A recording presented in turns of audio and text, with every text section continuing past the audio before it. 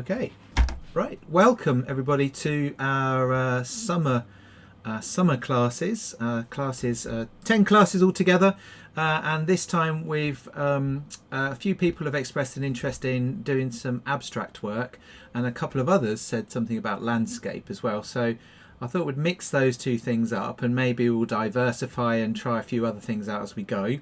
So we're going to have a little look at abstraction first today, and some ideas around that. And then I also sent out a load of pictures for you all to print off to work from during this lesson.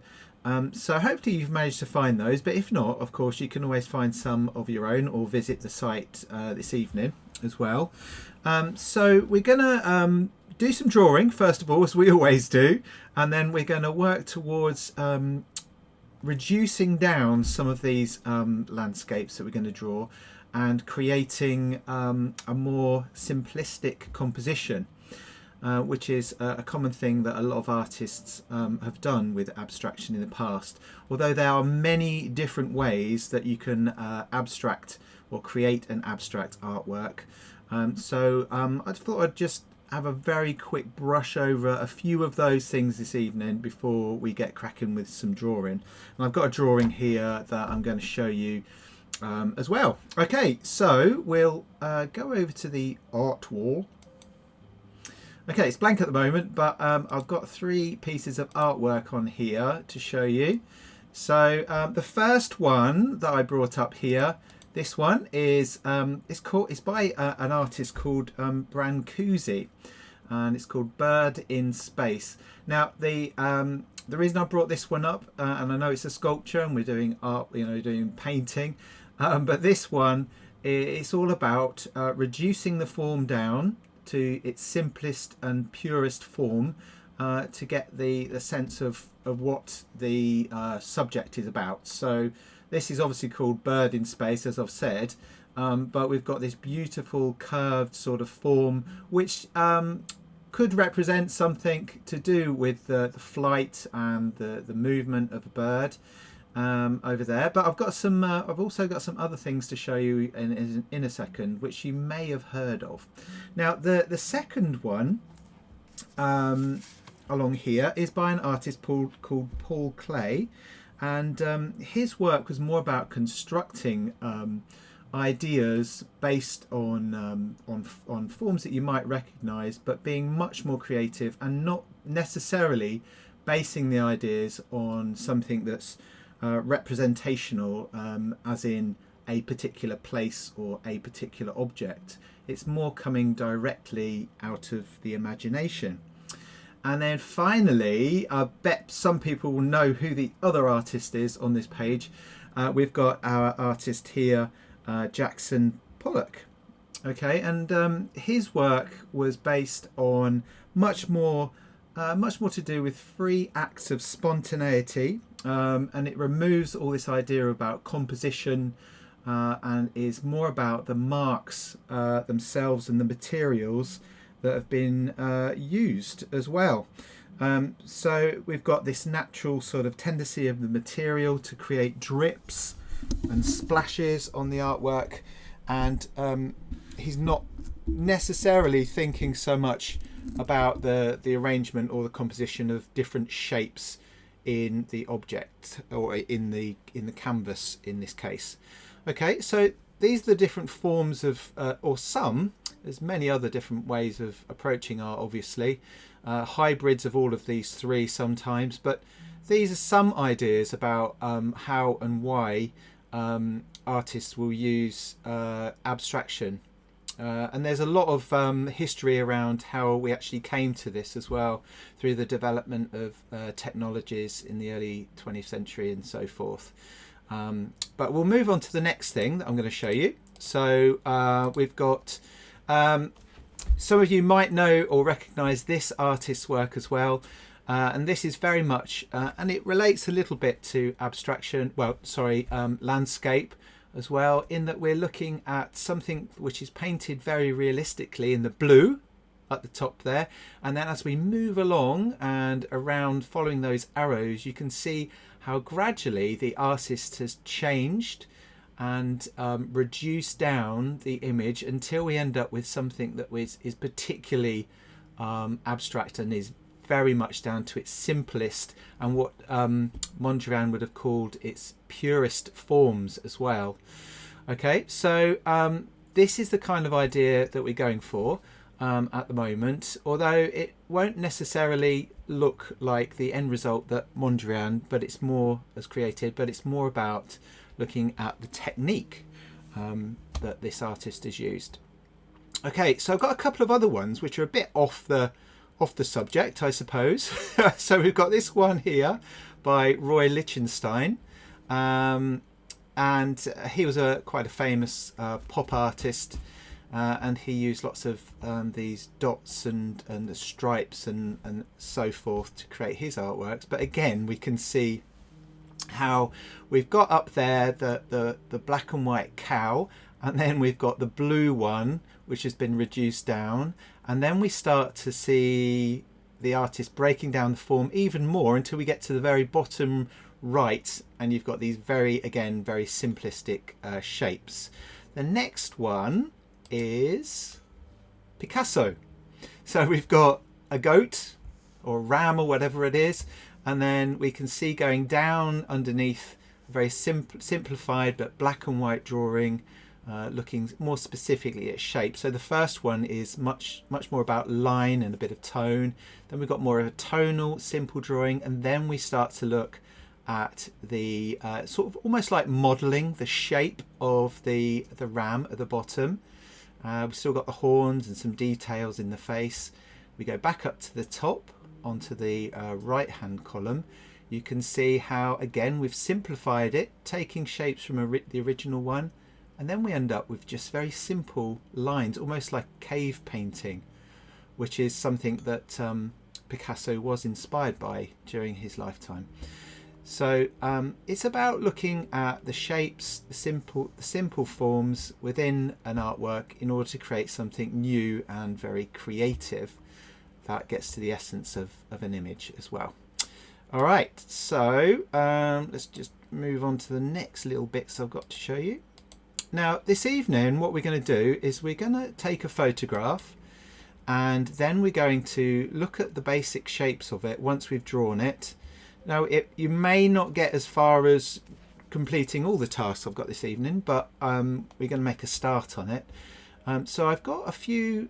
Most of the photographs that I've sent out to you this evening are they all have some sort of roadway or pathway in them, and I chose this because I thought it's a really sort of interesting way of breaking down the landscape, but also getting a sense of that perspective that we can see in these pathways. So in the distance things are much smaller, and as we come into the close-up area, the paving slabs, for example, get much bigger, as does the foliage.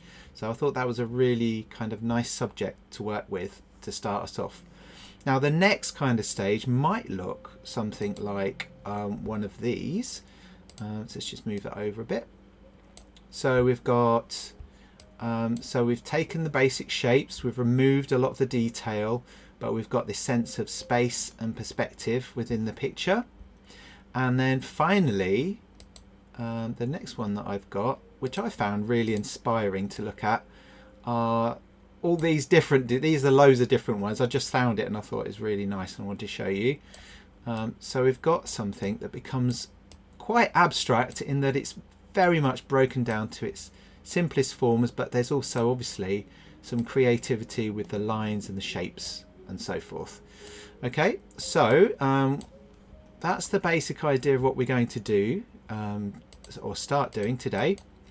I'll show you a few more of the photos before we go back over to my studio desk. So I've chosen, there's like a bridge, a pathway. I really like this kind of pathway going through a forest because we've got these nice sharp angles which are very kind of graphic-y, if you like, and then the curved organic lines of the bridges and the pathways, and then we've got a country road with excellent beautiful perspective in once more, and a nice bit of distance in the background, and the other thing that I wanted to show you was this is the one that I've been drawing before this evening. I'll show you that in a minute. And this was just a little bit of inspiration about how you can begin to take the basic shapes and forms of a subject and start to create an abstract kind of idea from it. So you can see that this is a very simple, well, a very detailed, I would say, picture of a tree and some branches, which has been broken down into these 9 squares, which has then been almost created like a checkerboard. But we've got this starting point for some abstraction. All right, so let's go over and look at what I've got for you here. So I've just got a bit of reflection, so I have to move that slightly. So this is what I've started with to help you sort of see what we're doing. So we've got the original photograph, which I've broken down into shapes and in order to break down the picture, in order to find out where the composition is on here. I've enlarged it by drawing the same grid a little bit bigger on this side, and then I've started to use very sort of hard lines and shading on here. Rather than trying to be too subtle, I've started to put in lines and textures, but I really wanted to get this pathway that runs through the trees, and I really liked how the trees kind of come up in the middle of the pathway as well, and then you've got a few less marks towards the back to get this sense of space. Okay, so basically what we're going to do to start with is have a go at drawing one of these, and then the next stage, which I started to have a quick go at, is over here. So the same landscape is then simplified. So if you remember, we looked at Picasso, and we've looked at Mondrian and how he gradually starts to simplify things. This is what I've started to do just here. So we've gone from something that's very detailed and illustrative almost to something that is broken down into these positive and negative shapes just here. So that would be the next sort of stage, and you can see that I did a very quick kind of almost like a doodle over this side of the same composition, but broken down into these simple forms like I was showing you with that third stage of landscape, abstract landscapes. So we've got the pathway, obviously we've got this triangular shape, which I think is kind of a tree stump in the foreground, and this little hill, because there's a slope here, I've just put it in as an empty sort of I don't know, half a circle, sphere, oval thing, and then these end up being stripes that go up. Now there's endless ways that you can approach this, of course, which is why you saw that other sheet with loads of different ideas on it, but that's what I thought we would do, and perhaps we might be doing either a little bit of collage or some painting with this next. So that's the plan basically. So what I'm going to do is I've got a load of pictures here, and I'm going to choose one of these to draw for my kind of bit this evening. So I've got this one, which I think is really exciting, which is kind of I don't know if you call it a grotto or something, but anyway, it's got steps running up through it, and these really nice big rocks and small foliage towards the back. But I've got some other ones as well. A road running off through a forest. This one I thought was quite nice too, because we've got these lines and we've got the textures on there and the house in the background. And then I started to get interested in all these, I showed you that one a minute ago, all these really nice pathways through gardens. And this is amazing. Obviously I think it's America. Is it Death Valley or something? Does anyone know? Yeah, Death Valley. So that would be a nice one to do. And again, this angled pathway and another pathway there. All right, so that's what I thought we would do this evening. Ooh, lost my head. Okay, So has everybody managed to get hold of some pictures? You got one, Sash? Are you looking now?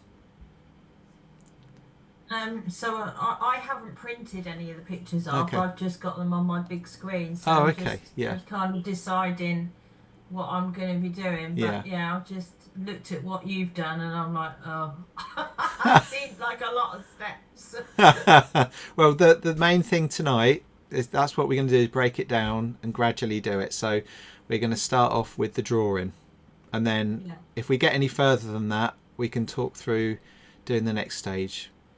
Okay. All right. Yeah. But mainly I was thinking we'd be drawing tonight, so you can Yeah. take your time with that bit, and then we'll get on to the next bit later. Yeah, I was going to say, because there's no way I work that fast. No. No, that's all right. You're not expected to. All right, great. Okay, you can draw from the screen. I think that'll be fine actually. If you use the crop tool, it'll bring up a grid for you as well, unless you've got a way of drawing that grid on there. No, Yeah. I don't know how to bring that up. No. Yeah. Have a look anyway. See how you get on, and let me know which one you get in a bit. Yeah. Okay.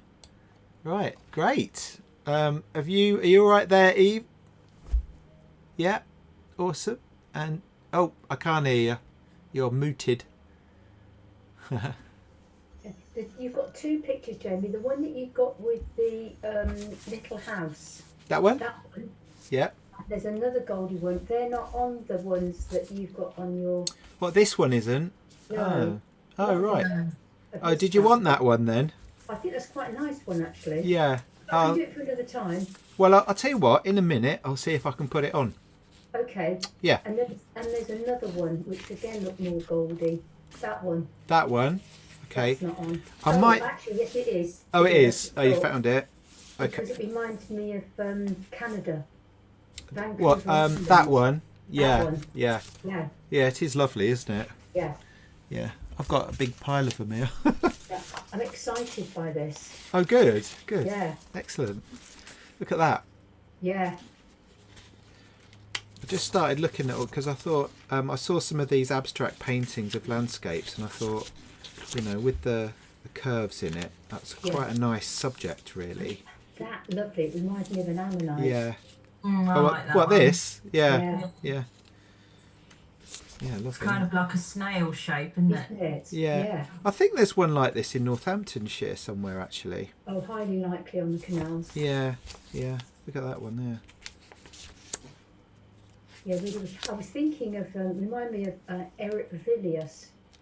Eric Villiers, yeah, because he. Yeah. Yes, that's a good one, actually. Yeah. And, Now you said that, I might put that on next week. Yes, and there's also the Nashes. Oh yeah, Nash. yeah, John Nash. Yeah, yeah. Mm, Some of my favourite artists, actually. yeah. Yeah, yeah. Great. Okay. Yeah. All right. I'll have a look. See if I can put that gold one up for you. Some really lovely pictures in there. Absolutely lovely. Yeah, I agree. just can't decide choosing. Yeah. I know. I said to myself, I'm only going to put a few on, and then you keep seeing more and more, don't you? And you think, oh, just that one. Put that one on. Were they mostly from Pinterest then, Jamie? Yeah, yeah. They're all from Pinterest, actually. So what did you put as a kind of title? Abstract landscapes? No, or- I just put photographs of roads and pathways. I Okay. think. Yeah. Yeah, yeah. Oh, right. Okay. Right. Let me have a Yeah, look. super. Yeah, I'll have a look and see if I can find that picture and put it on. Yeah, thank you. I might have saved it, you see, and not drag that one across. Yeah. So I'll have a look. My trouble is, I always try and I'm looking at that one. It's the lovely autumnal one with a really meandering road, and Yeah. there's a lake.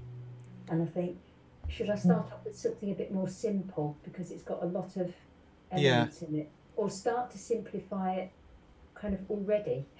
Yeah. Yeah, I've looked at that one because I was thinking I really like the colours and things like that in Yes. that one. But then, Yeah. like you said, after I saw what you did, Jane, I was like, oh, am I starting with something that's a bit too Yeah. complicated. How long did it take you to do that one? What, the drawing that I've done? Yeah. I know you work Um, quicker than us. Probably about an hour, I Yeah. would say. Okay.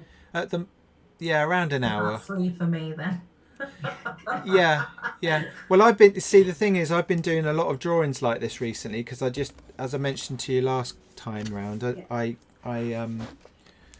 did these illustrations for a book. Right. Okay. So I've been doing it like in that style for a reason, so that I Right, could okay. Yeah. manipulate them on computer. And So- have you been using what 6B? Yes, yeah, I've been using a 6B, but you could I would maybe start with a 2B so you can do it a bit lighter. Then when you've Yeah. got all the lines in, you know, put the whole structure in, and then start, you know, when you're happy where everything is, start Yeah. putting in the detail. And with this sort of drawing, I've gone much darker and tried to really bring out where the shadows and the tones are, and then I've used these kinds of scribbles and Yeah. dots and things like that to sort of put the leaves and things in Right. without being overly precious, but Yes. it's easy Well, for me to say that. Rest on the next page remind me of those no-tans we did. Yes, exactly. Mm. And I was thinking that actually it's a bit like the no-tans. Yeah. Yeah. Yeah. Last question. Yeah.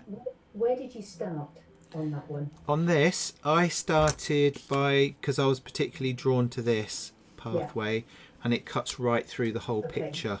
So I started here, and then probably around here, and then started putting the trees in there. Okay. Yeah, but if you've got the grid, you see, and you're looking at, say, something like this tree here, and this tree is virtually on the halfway point, then it kind of gives you a good indication that you're going in the right direction. And the other nice thing about it, I mean, the main thing you've got to do is get the path and the perspective right. But if these other things are a little bit out, it's not going to matter too much. Because if you've done a small tree trunk in the background and a larger one in the foreground, it'll probably look okay. Yeah. With this sort of drawing, anyway. Thank you. Yeah, I'm just having a look, see if found it. I found the other picture, so I will drag it in for you. I'm just trying to find it. Yeah, that's all right. Right. Drive, shared drives, articles, abstract, landscapes.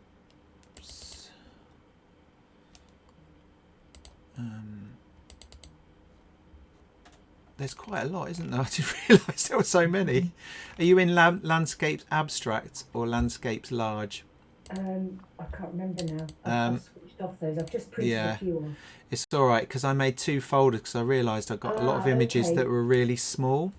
Right. So what I'll do is I'll drag them into both, and you'll sit. And if you refresh, you should see it pop up in a second. Thank you. Yeah, I've got some more here. I'll put in them in as well. Luckily, we've done one of those, or Jim's done it, deals where you pay so much per month, Yeah. about 300 copies, printing copies. Oh, okay. Oh, yeah. You mean like for and printing? Then you get your ink coming through. Yeah, you get another Actually, supply. a lot cheaper. Oh, and you can carry some things on if you've not used up all your copies. Yeah. And it's definitely cheaper than paying out for the ink because it just comes in the post. Yeah, they're really good. Those. Yeah. I've got. I don't have to do that because I've got this printer called an Eco Tank. Okay. And you buy the bottles, which are quite cheap. The printer's a little bit more, but it's worth it because you just buy the bottles and you just pour the ink in, and it's like got about 5 or 6 worth of cartridges in it. Oh wow! So- Eco Tank. Yeah, it's called an Epson Eco Tank. They've been around a few years now, but I've had one for about 5 or 6 years, and they're brilliant because you can just keep printing. Yeah. Oh, excellent. Yeah. So that's worth looking into Yeah. if you ever need a printer again. But yeah, those deals are really good because it means that you It just keeps you going. That was an interesting one, Jamie, that you've got. This one, yeah, I'm quite drawn to this, so I'm gonna have It's a beauty. yeah. I could imagine doing a lino printing with that. Definitely, because it's got a good high contrast, doesn't it, as Yes. well? So it'd be good to, like these areas, you could cut out, couldn't you? Yeah. Yeah. Yeah, lovely. I was talking about that one. I don't know if you can see it. Oh, sorry. Hold on. I've got my screen in the way. Where are you? Oh yes, that one. Yeah. Yeah. Yeah. Yeah. Those garden paths are amazing, aren't they? Amazing. Yeah. Yeah. I wish I had a garden like that. I love how I love the contours. Yeah. Yeah, it's great, isn't it? Mm-hmm. Gosh, which one to start with? Right. I'm just gonna put a line through here. Jamie, what size are you going to draw it in? Sort of A3? So this is my A4 sketchbook, Right. just here. Okay. So my picture is like less than A5, I think. Yeah. Yeah. And can I ask, when you went on to the second one you'd done, did you do that in ink or was that still in pencil? Yes, that was in ink, and I did that because it was quick and convenient at the time. Yeah. Yeah, but you know, you could do it in pen or something, or colour pencil. Did you do that with a brush or with Yeah, pen? yeah, a brush. So this is the brush just here that I used, and I used some Indian ink. Yeah. To do it. Lovely. Yeah, I did this quite quickly because and what I did is I put a piece of carbon paper in here, flipped it over and went around it. Good idea. And then I had the line, so all I had to do was draw it in. And this, I just sketched it out.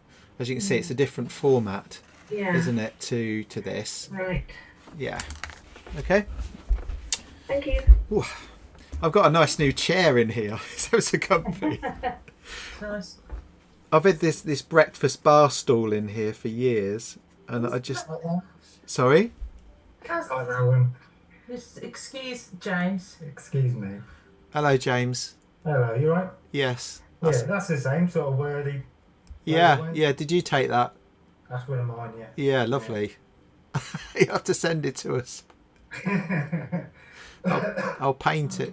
I've got loads like that I here. find this really hard.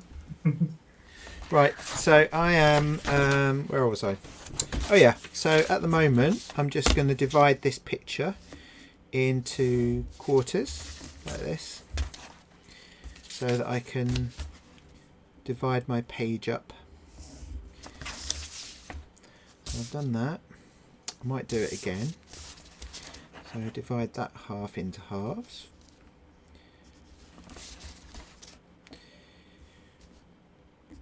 That. And then I'll do the same on my paper.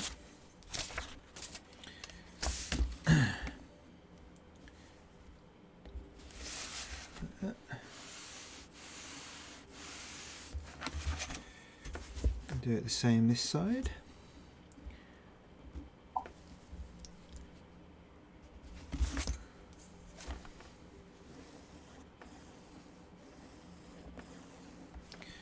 And again.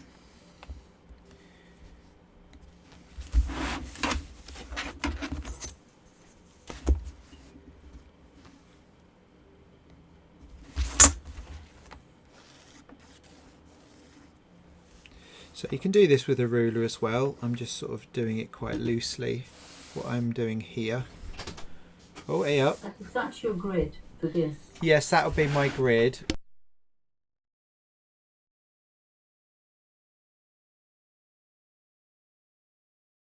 You're doing the same one as me, are you? Yeah, I picked that out, but I couldn't print it with the green because the ink went, so it's just black and white. Oh, right, okay.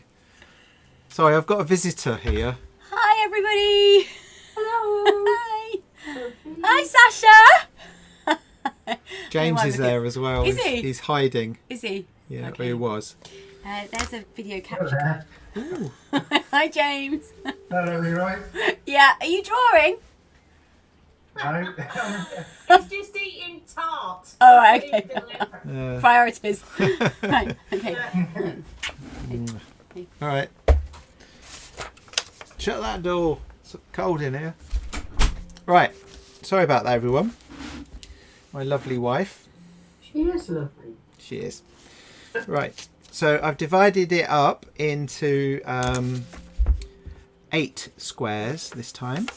And one thing you can do when drawing, which is really useful, is rather than get overwhelmed by the whole sort of thing, you can fold the paper like this, and then you've just got the section that you're going to start focusing on, and that way, you know, it gives you an opportunity to get into that detail. What I did with the one that I drew back here is I drew it very loosely and very lightly with pencil, without worrying too much about the grid. The grid was just there to give me a little bit of a reference of where all the shapes go. Okay, so I'm going to start down at the bottom here and work my way up. The best way to do it really is just to do the shapes, just the very simple shapes that you can see. Even if you've got a lot of foliage and detail in your picture, try just to focus on the areas that this foliage is in. So rather than focusing on all of this, you would just draw that shape to begin with. Start with the big shapes first of all, and then you can, when you're sure that those shapes are as close as you can get them, then you start putting in the foliage and the mark making, which I'll talk about when I get to that stage in a bit. Okay, Thank you. lovely. But if there's something you're not sure about, obviously just say, "Oi, Jamie." I was going to say Mr. Paul then, but I'm not at school, am I? No. All right, so I'm going to start probably on this side with this rock formation thing in my bobby.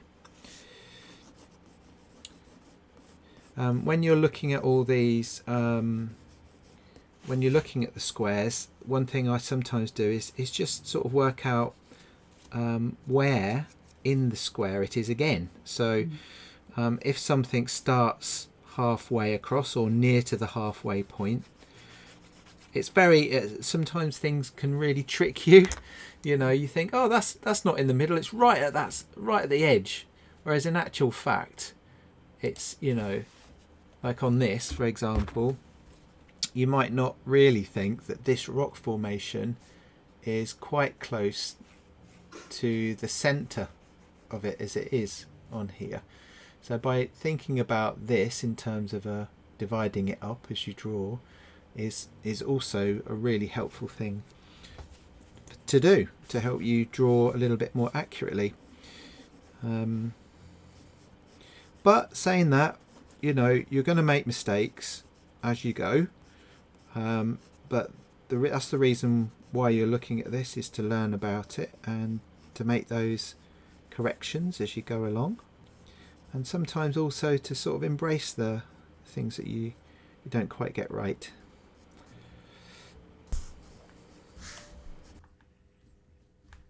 Right, so I'm just going to continue drawing here all of the shapes using the grid system that we just talked about there.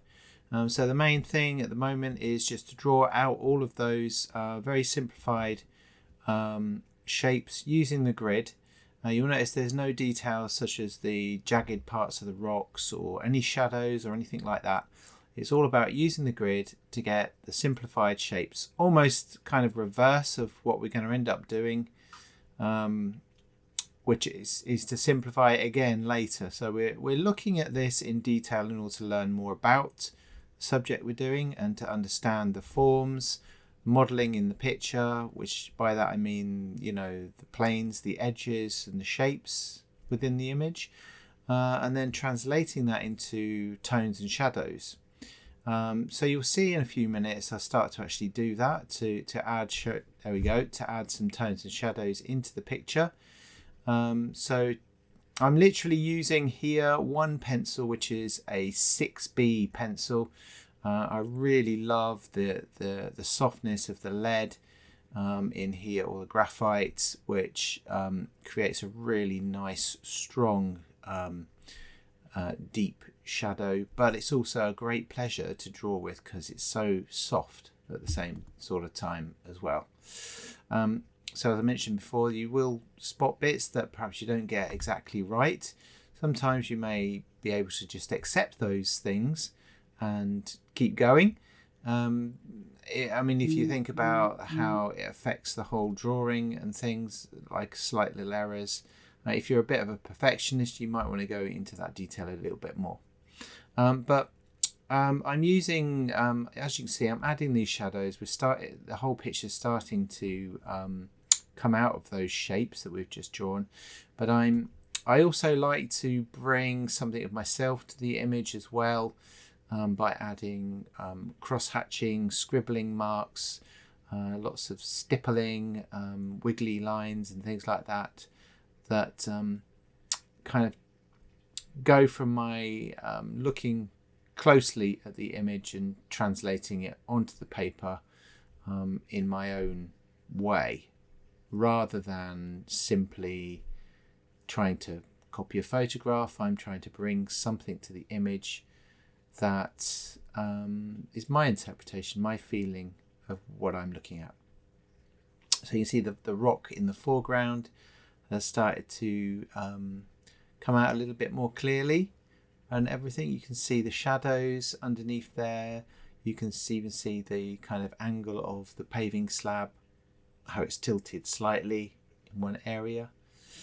You can also see that I'm using my finger sometimes to sort of just remind me of where I'm looking as my eyes flip from one part of the picture. You can see my head bobbing from side to side there as well as I do it, as I do the drawing. I always find this drawing exercise extremely enjoyable and relaxing, because it's a distraction, you know. So it is being distracted by something and having to concentrate on it, but not so much that you can't have a chat or something like I'm doing here, is really enjoyable. Sometimes as well, you can see that the direction of the lines that I'm using reflect the kind of angle or direction or the shape, plane of the rocks as well. So I was just talking, as I flip back to my previous drawing there, I was just talking about how you can vary the marks that you're using, but also you can vary the tone of the marks as well. So you can make them much paler towards the back in this case, because the light you can see a bit of the sky. There is a bit of light up towards the back, which is obviously the sky there, but it kind of draws you through the picture. So in order to create that, I can exaggerate it a little bit in order to create this sense of space, or as they call it, atmospheric perspective, which draws you through the picture. So from this foreground, which is much more detailed and dark, to a background which is a little bit lighter. So you still have this sense of being enclosed within this kind of grotto, if you like, but you've also got a sense of being lured through up the steps and around the corner to see what's beyond these rocks down here. So yes, I'm still adding a fair amount of detail at the back, but I'm also just trying to reserve a bit of that nice dark 6B pencil, take it back, do it lighter. You'll see as well shortly that I do some curved lines. Now it may be the distortion of the lens in the camera that kind of makes it look more curvy at the top there, but I do like that to give a sense of movement and energy within the canopy of the trees as well. But yeah, it's a lot of fun. I love doing the mark making. It actually makes me sort of be in touch with my emotions and feelings as I'm drawing as well. Putting those dots and being a bit kind of rebellious, if you like, or at least that's how it feels, that I've got something to offer here. I'm going to do some scribbles and some lines to show a bit more expression and style in the picture.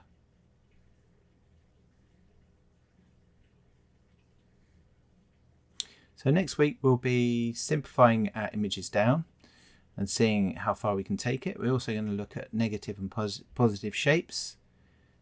Think about turning our image into more of an abstract composition. So I hope you enjoyed tonight, and I'll catch up with you next week. Have a fantastic one. Bye.